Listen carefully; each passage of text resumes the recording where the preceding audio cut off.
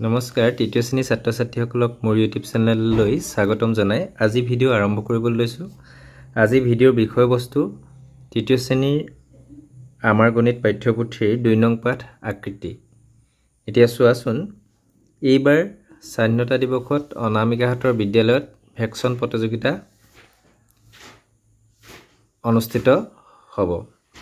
পূজা বাইদেৱে পঞ্চম শ্ৰেণীৰ শিক্ষাৰ্থীসকলক কিছুমান মুখা প্ৰস্তুত কৰি আনিবলৈ ক'লে। কি কৈছে? পূজা বাইদেৱে পঞ্চম শ্ৰেণীৰ শিক্ষাৰ্থীসকলক কিছুমান মুখা প্ৰস্তুত কৰি আনিবলৈ কৈছে। অনামিকা, ৰাজীবুল, দৰ্শন আৰু আব্ৰাহামে একেলগে একলগ হৈ ঘৰত মুখা প্ৰস্তুত কৰা কামত ব্যস্ত হ'ল। কৈছে, মই এই বাকচটোত বাঘৰ মুখা লগাইছোঁ। কোনে কৈছে? অনামিকাই কৈছে। মই এই বাকচটোত বাঘৰ মুখা লগাইছোঁ বুলি কৈছে। কোনে কৈছে? অনামিকাই কৈছে। এইয়া চোৱা, মই হৰিণাৰ মুখা সাজিছোঁ বুলি কৈছে ৰাজীবুলে। তাৰপিছত দৰ্শনাই কৈছে, আয়তীয় ঘনকত মই গঁড়ৰ মুখা লগাই দিছোঁ। তাৰপিছত মই এই চুঙাটোকে লৈছোঁ, ইয়াত কি আঁকিব পাৰোঁ চাওঁচোন, এইটো কৈছে আব্ৰাহামে। এতিয়া অনামিকাৰ হাতত থকা বাকচটো কি আকৃতি? এই আকৃতিটোক কি বুলি কোৱা হয়? এই অনামিকাৰ যে হাতত যিটো আছে এইটো ঘনক আকৃতিৰ বুলি কোৱা হয়। এইটো ঘনক আকৃতিৰ বুলি কোৱা হয়। এইটো মই এটা বেলেগ ঘনক আকৃতিৰ বস্তু তোমালোকক দেখুৱাইছোঁ। এইটো ঘনক আকৃতিৰ বস্তু। যে ৰাজীবুলে হৰিণাৰ মুখা সাজিবলৈ কোনটো আকৃতি? এইটো ৰাজীবুলে হৰিণাৰ যিটো মুখা এইটোক কোৱা হয় শংকু আকৃতি বুলি কয়। তোমালোকে তাৰপিছত গড়টো কৈছে, তোমালোকে বিদ্যালয়ত ভেকশ্যন প্ৰতিযোগিতাত কিহৰ ভাও লোৱা? এইটো তোমালোকে নিজেই কিহৰ ভাও লোৱা ভাবি কোৱা। চুঙা আকৃতিত কিহৰ মুখা সাজিব পাৰিবা? এইটো তোমালোকে নিজেই চিন্তা কৰি লিখিবলৈ চেষ্টা কৰিবা। তলৰ বস্তুবোৰ ত্ৰিমাত্ৰিক আকৃতিৰ লগত আঁচটানি মিলোৱা কৈছে। এইটো কি হ'ব? এইটো আয়তীয় ঘনকৰ লগত মিলিব। এইটো ইটাটো কিতাপখন মই মিলাই দেখুৱাইছোঁ। এই গ্লোবটো আৰু এই গোলকৰ লগত ফুটবলটো মিলিব। শংকুৰ লগত এই বাৰ্থডেৰ যিটো তোমাৰ চুঙা আছে, চুঙা আকৃতিৰ লগত এই ঢোলটো মিলিব আৰু এই গিলাচটো মিলিব। শংকুৰটোৰ লগত মিলিব তোমাৰ এই আইচক্ৰীমটো আৰু এই বাৰ্থডেৰ যিটো টুপি আছে সেইটোৰ লগত মিলিব। তাৰপিছত ঘনকটোৰ লগত মিলিব তোমাৰ লুডুগুটি ডাইচটো মিলিব আৰু কি আছে আৰু তেনেধৰণৰ নাই। তাৰপিছত তোমাৰ এই চুঙাৰ লগত আৰু এটা থাকি গৈছে, চুঙাৰ লগত এইটো আমাৰ বাঁহীটোও মিলি যাব। এতিয়া মনত পেলাওঁ আহা বুলি কৈছে। আমি এইটো নিশ্চয় দ্বিতীয় শ্ৰেণী পাঠ্যপুথিত পাইছিলোঁ।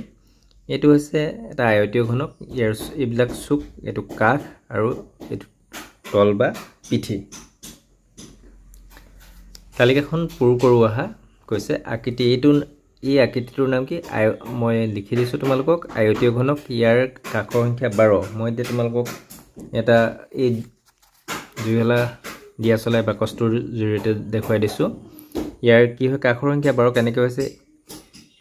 এইটো এটা কাষ, এইটো এটা কাষ, এটা দুটা, তলত এটা তিনিটা, চাৰিটা হ'লে এইটো এটা 5টা 6টা হ'ল। তাৰপিছত 7টা 8টা, তাৰপিছত এইটো এটা কাষ 9টা 10টা 11টা 12টা। ইয়াৰ কাষৰ সংখ্যা 12টা। চুকৰ সংখ্যা কিমান? 8টা। 1 2 3 4 5 6 7 8, 8টা চুক। তল বা পিঠি কেইখন চাওঁচোন আমি। 1 2 3 4 5 আৰু এখন 6খন আমি 6 লিখিব লাগিব। গোলকৰ কাষৰ সংখ্যা কিমান? মই গোলক এটা দেখুৱাই দিছোঁ তোমালোকক। এই গোলকটো আমি কাষ দেখিছোঁ নে? দেখা পোৱা নাই। সেইকাৰণে কাষৰ সংখ্যা একো নাই, সেইকাৰণে আমি 0 লিখিম, 0 লিখিম। চুকৰ সংখ্যাও আমি চুক দেখিবলৈ পোৱা নাই, 0। তল বা পিঠি 1।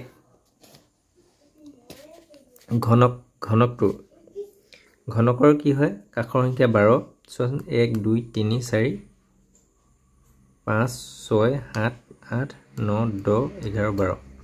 আয়তীয় ঘনকৰটো একেই 12 আৰু চুক কেইটা 8টা। 1 2 3 4 5 6 7 8। তল বা পিঠি কেইখন একে ছখনে হ'ব এখন এইপিনে এখন দুখন তিনিখন চাৰিখন পাঁচখন ছখন পিঠি ছখন শংকুৰ কাখৰ সংখ্যা 1 চুকৰ সংখ্যা 1 আৰু পিঠি দুখন চুঙাৰ কি হয় কাখৰ সংখ্যা 2 এই চুঙাতে দেখিছানে এটো কাখ দুটা দেখিছো তাৰ পিছত চুকৰ সংখ্যা 0 চুক আমি দেখিবলৈ পোৱা নাই তাৰ পিছত তল বা পিঠিৰ সংখ্যা 2 তল বা পিঠি কেখন থাকে দুখন থাকে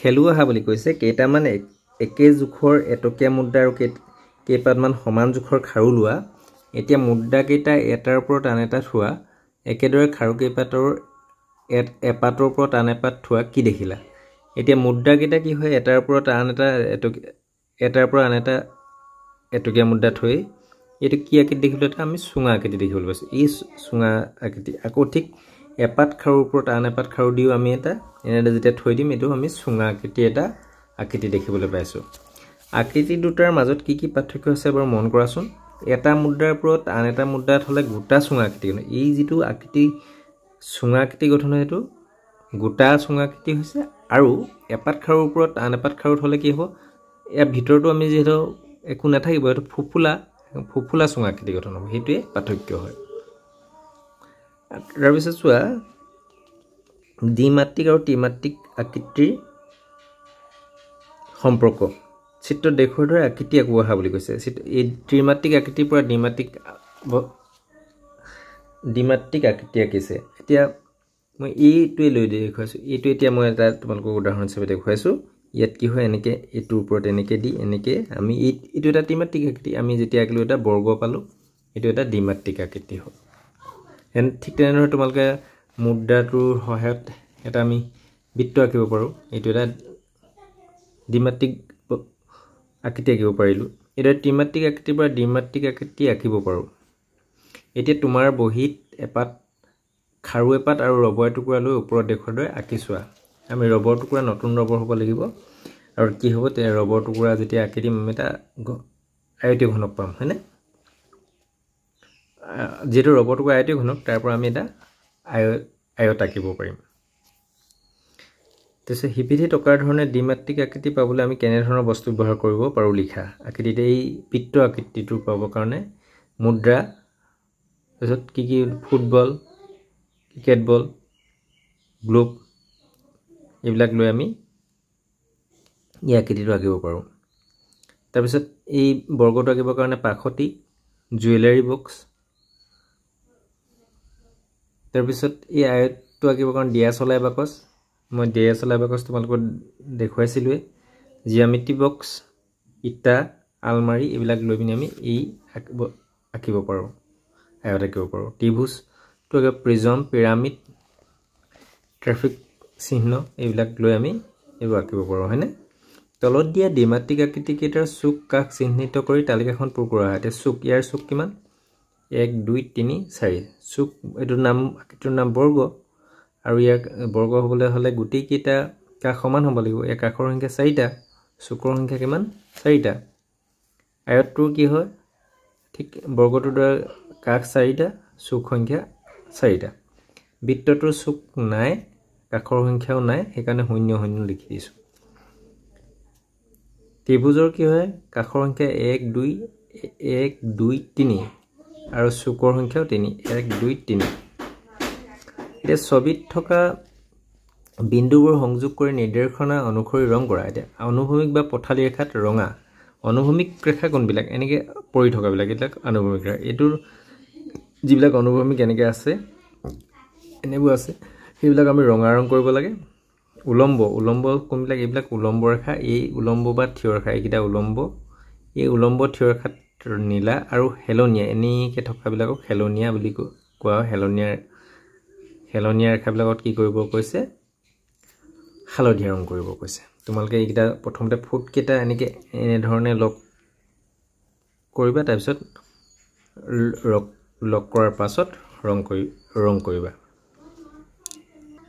এই তলৰ ছবিসমূহ একাধিক্ৰমে থিয় পথালি আৰু হেলনীয়া ৰেখাত আনি সমানে ভাগ কৰা থিয় হেলনীয়া পথালি আৰু হেলনীয়া ৰেখাত আনি সমানে ভাগ কৰিব কৈছে মই আঁকি দিছোঁ এই বৃত্তটো এনেধৰণে থিয়কে এটা লাস্তানি আমি সমানে ভাগ কৰিব পাৰোঁ এইটো এনেকৈ আমি অনুভূমিক বা পথালিকেও বৃত্তটোক আমি ভাগ কৰিব পাৰোঁ ৰেখাত আনি আৰু এনেধৰণে টনা ৰেখাত লগ হেলনীয়া কয় হেলনীয়া ৰেখাৰ দ্বাৰাও বৃত্তটো ভাগ হৈছে ঠিক তেনেদৰে এই বৰ্গটো এনেধৰণে আমি পোনপোনকৈ যেতিয়া আমি উলম্ব ৰেখাত আনি থিয়কৈ টানি আমি ভাগ কৰিব পাৰিছোঁ ঠিক আনুভূমিককৈ আমি পথালিকে পাৰিও এনেকৈ দুটা সমান ভাগ পাইছোঁ ঠিক তেনেধৰণে ইয়াক যেতিয়া আমি এনেধৰণে হেলনীয়া এডাল ৰেখা আঁকি পিনিও ভাগ কৰিব এনেধৰণেও আমি হেলনীয়া ৰেখাডাল আঁকিব পাৰোঁ এনেধৰণে আমি ভাগ কৰিব পাৰোঁ এতিয়া ফুটবোৰ লগ লগাই কি নক্সা পালোঁ নামবোৰ কওঁ এতিয়া এইটো কি পাইছোঁ মাছ বাল্টি নাও তৰা ষ্টাৰ হয়নে তলৰ ফুটবোৰ লগ লগাই ইচ্ছা অনুসৰি নক্সা আঁকা আৰু নাম লিখা এইবিলাক তোমালোকে নিজেই যি মন যায় এনেধৰণে এনেকৈ আঁকি আমি নক্সা এইটো আমি ত্ৰিভুজো আঁকিব পাৰোঁ নানা ধৰণৰ তোমালোকে নক্সা আঁকিবলৈ চেষ্টা কৰিবা নিজেই এতিয়া চোৱা উলম্ব ৰেখা আনুভূমিক ৰেখা আৰু হেলনীয়া ৰেখা ব্যৱহাৰ কৰি ফুটবোৰ লগ লগাই কেইটামান নক্সা আঁকা এইকেইটা আঁকা আছে মই এতিয়া তোমালোকক এইটো আঁকি দিছোঁ এইটো আমি এইটো উলম্ব এই দুডাল উলম্ব এইটো আনুভূমিক এইটো আমি বৰ্গ এটা পালোঁ ঠিক তেনেধৰণে এইটো এনেকৈ হেলনীয়া তাৰপিছত এইটো অনুভূমিক ৰেখা লগ লগাই আমি পালোঁ ত্ৰিভুজ তোমালোকে আৰু নিজা ধৰণে আঁকিবলৈ চেষ্টা কৰিবা এতিয়া চোৱাচোন তলত দিয়া আঁচসমূহৰ সহায়ত আয়তবোৰ সম্পূৰ্ণ কৰা এই আঁচবিলাকৰ সহায়ত এতিয়া এইটো এনেকৈ যদি আমি লগ লগাই দিওঁ এইটো মই আগতে কৰিয়ে থৈছোঁ তোমালোকক কৰি দেখুৱাই দিছোঁ এনেধৰণে কি হ'ব এইটো এটা আয়ত হ'ল ঠিক তেনেধৰণে তোমাৰ এইটো কেনেকৈ কৰিম আমি